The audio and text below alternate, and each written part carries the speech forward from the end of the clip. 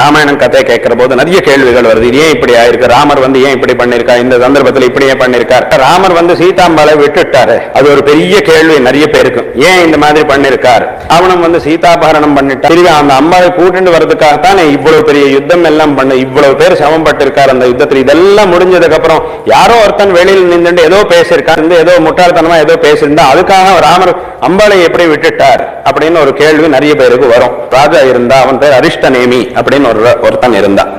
அவன் இந்த சம்சாரம் எல்லாம் பார்த்தான், இங்க எங்க பார்த்தாலும் துன்பம் தான் இருக்கு, அதனால இந்த சம்சாரம் எனக்கு வேண்டாம், எனக்கு ஏதாவது பாரமார்த்திகமா ஒரு சாஸ்வதமான ஒரு சுகம் எனக்கு வேணும், இதெல்லாம் வேண்டாம் அப்படின்னு சொல்லி அவன் எல்லாத்தையும் விட்டுட்டு தவம் பண்ணிட்டு இருந்தான். ரொம்ப நாள் ரொம்ப கடினமான தவம் பண்ணான். இவன் பண்ற அந்த தவம் பார்த்துட்டு இந்திரனுக்கு ரொம்ப சந்தோஷமாச்சு. அவனோட தூதர்களை அனுப்பினான், இந்த நீங்க போய் அவர் ரொம்ப தவம் பண்ணிட்டு இருக்க, ரொம்ப மதிப்போட அவரை சொர்க்கத்துக்கு கூட்டிட்டு வரணும், அவர் இங்கே இருக்க வேண்டியவர், இந்த மாதிரி ஒரு நல்ல இடத்துல இருக்க வேண்டியவர், அதனால இங்க கூட்டிட்டு வா அப்படின்னு